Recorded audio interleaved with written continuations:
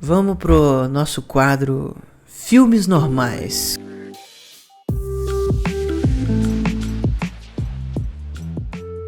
E hoje eu vou falar de Pulp Fiction, Tempo de Violência. Pulp Fiction está fazendo, galera, 30 anos. 30 anos de Pulp Fiction, saiu em 94. O Tarantino fez o primeiro filme dele, Cães de Aluguel, em 92. E aí ele, fez um belo sucesso com um filme de baixo orçamento. O filme, você só pode imaginar como era esse filme, como foi recebido esse filme na época, cara. Ele inovou bastante nos diálogos e na linha temporal, né? Uma história contada. Claro que não foi a primeira vez nisso, mas foi bem feito o jeito que ele fez. Mas assim, o destaque mesmo foi o jeito que ele fez os diálogos, né? Que ele fez gangsters, bandidos, falando sobre gorjeta. Eu não acredito em gorjeta, né? E sobre a música da Madonna, Like a Virgin. Eles não estavam falando do roubo em si. Tipo assim, eles não estão falando da trama do filme, sabe? Eles estão só jogando conversa fora. E aí você fica conhecendo melhor os personagens e tal. E os personagens ficam mais reais também. Gente como a gente, né? Ele foi pra Holanda e pra Amsterdã e escreveu Pulp Fiction, que tem essas coisas do Cães de Aluguel e mais além. Tipo assim, no Cães de Aluguel tem a linha temporal quebrada, né? Flashbacks enormes e tal. Mas o Pulp Fiction vai muito além disso, né?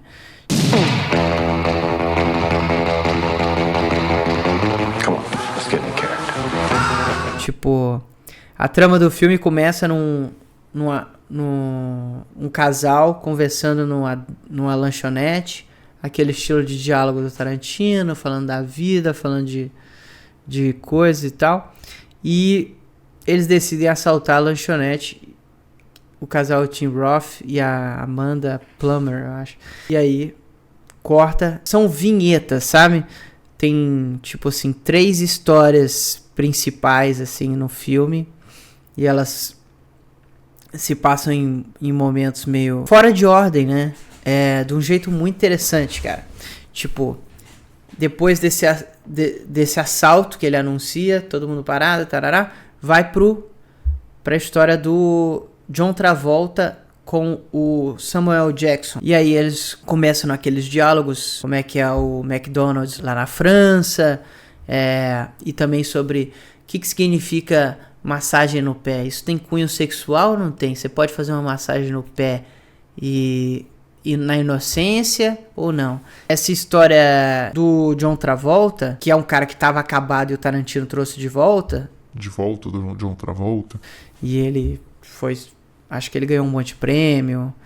Ele é considerado o personagem principal desse filme, mas eu não sei não. Talvez porque ele apareça nas outras histórias, né?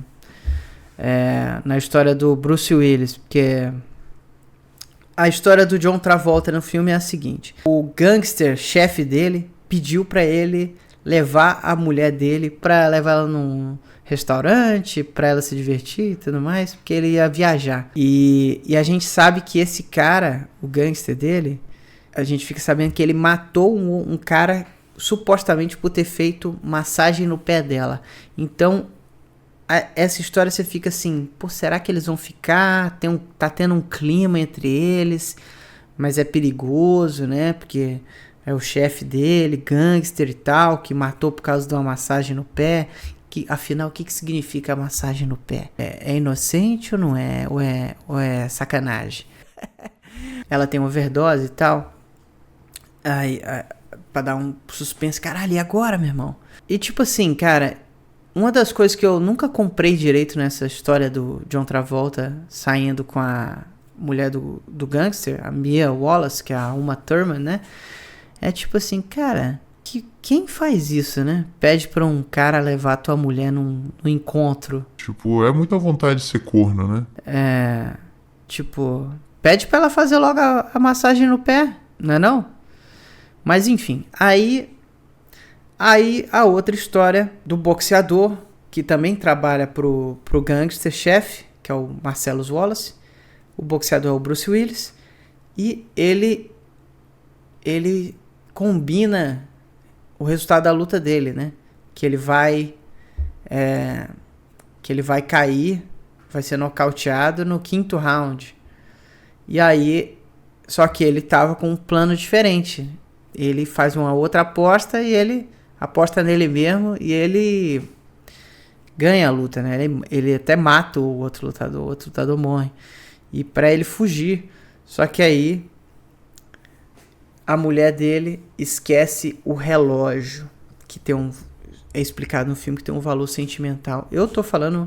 Vou falar spoilers do filme, né? Um filme de 30 anos, porque eu quero fazer uma análisezinha do filme, né? Aí uma coisa interessante da história do Butch é que ele foge, né, do Marcellus Wallace,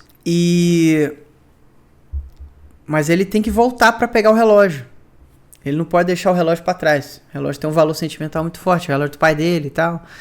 E aí ele acaba encontrando o Marcellus Wallace e tudo mais, e eles acabam indo parar num lugar pior ainda. Então, tipo assim, o negócio do Pulp Fiction é tipo, cara, você tá vendo o submundo, mas tem o submundo do submundo do submundo ainda, que você não tá nem sabendo, tipo assim, é pesado, sabe? Tipo, aí os caras querem fazer eles escravos sexuais e tal, ele consegue escapar, e aí ele tem um conflito moral. Eu acho que todos eles têm um conflito moral, um dilema, assim, né?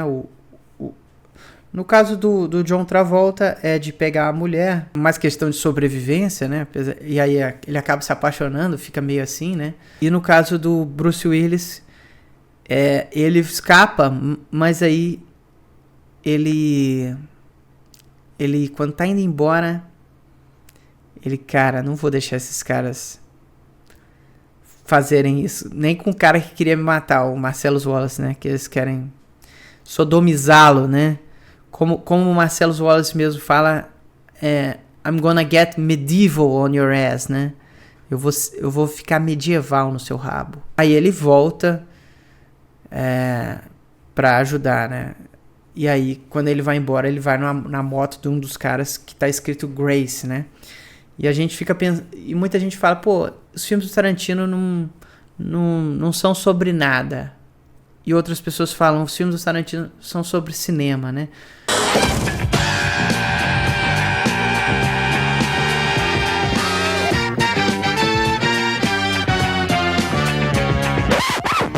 Tipo assim, mesmo se fosse sobre nada, ainda é uma história muito foda, uma boa história, com personagens interessantes, personagens originais, diálogos bons. Então, ainda que fosse sobre nada, ainda seria foda, né? Mas aí muita gente fala que é sobre cinema, e eu também acho que é mesmo. Tipo assim, muita coisa é homenagem. O Pulp Fiction, né? São as revistas Pulp, né? Literatura Pulp, né? Dos anos 20, 30, né? Esses filmes de detetive, noir, todos vêm daí. Dashiell Hammett, Raymond Chandler, né? Esses escritores dessa época, todos eles escreveram livros pulp que viraram histórias policiais, filmes noir, de detetive e tudo mais, com as femme fatale e tal, muito, que eu gosto muito de assistir também. You see, this is a moral test of oneself. I do believe Marcellus, my husband, your boss, told you to take me out and do whatever I wanted. Esse filme aqui também é muito sobre redenção, né? Que nesse momento o Bruce Willis se redime de certa forma, que ele tinha traído o Marcellus Wallace, né? E ele ajuda o Marcellus Wallace, salva ele, e aí ele vai embora numa moto escrito Grace, que é graça em inglês, né? E aí tem a história do Samuel L. Jackson, que esse pra mim é o protagonista do filme. Oh, I'm sorry. Did I break your concentration? Acho que é a história principal do filme, que é mais sobre redenção ainda. Porque no começo tá ele e o John Travolta, eles estão conversando, e eles vão fazer um trabalho pro Marcellus Wallace. Então eles matam a galera, e ele sempre gosta de citar um versículo da Bíblia, que chama Ezequiel 25:17, que é um versículo da Bíblia que o Tarantino inventou pro filme. Ele inventou um monte de coisa. Inventou marca de cigarro, Red Apples, inventou franquia de hambúrguer, o Big Kahuna. Fez um mundinho Tarantino, né, com esse filme. E aí ele coloca isso em outros filmes dele também. Ele gosta, deixa ele se diverte, né? E eles vão lá, matam o cara e cito o trecho da Bíblia que o Tarantino inventou. Só que eles descobrem que tinha um cara escondido, né? E aí o cara vai lá e descarrega o revólver no Samuel Jackson e no John Travolta e não acerta nenhum tiro neles, né? A queima-roupa. Aí eles olham assim e mata o cara. A new film directed by Quentin Tarantino. E aí o Samuel Jackson tá convencido que aquilo foi uma intervenção divina e que ele vai ter uma segunda chance na vida dele e que ele vai mudar de vida, que ele não vai mais fazer isso. E o John Travolta fica, cara, é uma coisa que aconteceu, que é difícil de acontecer, que é uma coisa rara, a gente teve muita sorte, mas não é uma intervenção divina, não é um milagre. E eles ficam discutindo sobre isso e eles perguntam pro outro cara, e aí, o que tu acha? Não, tu tem que ter uma opinião sobre isso, cara.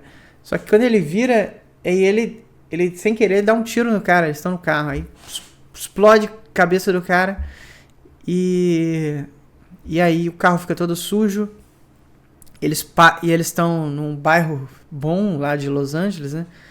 Eles falam, cara, a gente tá fudido aqui, a gente tá com o carro todo sanguentado, cara. O que a gente faz? A gente não tá num bairro ruim que a gente conhece. Aí eles, eu tenho um amigo que mora por aqui. Aí eles vão na casa desse amigo. E aí eles falam pro Marcelo Wallace. O Marcelo Wallace fala, eu vou chamar o Mr. Wolf. Get down, get down. You got a corpse in a car, minus the head in the garage. Take me to it. E eu comentei do Mr. Wolf na resenha que eu fiz do filme Wolves, né? Que é o cara que limpa a cena do crime pra ficar legal, pra não dar problema, né? E aí o Tarantino dá uma hypada violenta nesse personagem, Mr. Wolf, que é o Harvey Keitel, né? E ele chega todo cheio de banca, carrão e tal, tava no velório, chega de terno e tal. E eles, agora o Mr. Wolf vai resolver. Aí o Mr. Wolf fala assim, lava o carro aí. Tipo assim, eu acho que ele foi overhypado, né? Vocês não tinham pensado em fazer isso antes? Precisava do Mr. Wolf? Lava o carro. Mas isso foi uma coisa que eu descobri agora, vendo o filme de novo. Porque eu também falo, Mr. Wolf é muito foda, Mr. Wolf é muito foda. Eu vi agora, talvez ele seja um pouco... E aí ele fica tomando café, conversando, ele acalma a situação, acalma o cara que tava estressado, que é o ator é o próprio Tarantino, que é um péssimo ator. É muito engraçado ver ele atuando. Deixa disso, Julie. O quê? Eu não preciso de você para me dizer como é bom o meu café. Sou eu que o compro, eu sei que é bom. Quando a Bonnie vai às compras, compra porcaria. Eu compro o que é de melhor, porque quando bebo eu quero saboreá-lo. O Samuel Jackson está convencido de que foi um ato divino. E aí eles vão pra lanchonete e tomar um café depois de tudo resolvido, do carro ensanguentado. E aí tem o assalto do começo do filme, né? E aí os caras são gangster fudido, né? Atira, mata todo mundo. E aí você pensa, caralho, e agora? O que eles vão fazer? E aí o Samuel Jackson não quer de jeito nenhum matar os assaltantes, sabe? Tipo assim, que ele tá tendo uma segunda chance, então eu não vou fazer isso. E aí é uma cena muito foda. Deixa eu ver se tem no YouTube essa cena, cara. Here's the situation. E aí ele fala uma terceira vez esse versículo, né?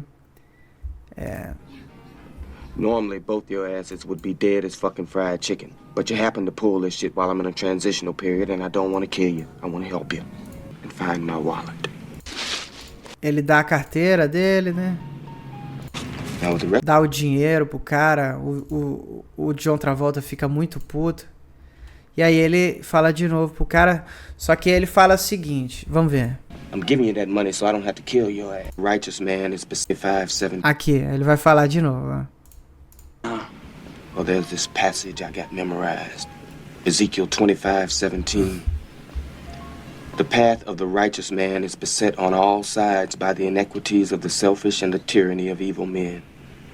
Blessed is he who in the name of charity and goodwill shepherds the weak through the valley of darkness, for he is truly his brother's keeper and the finder of lost children.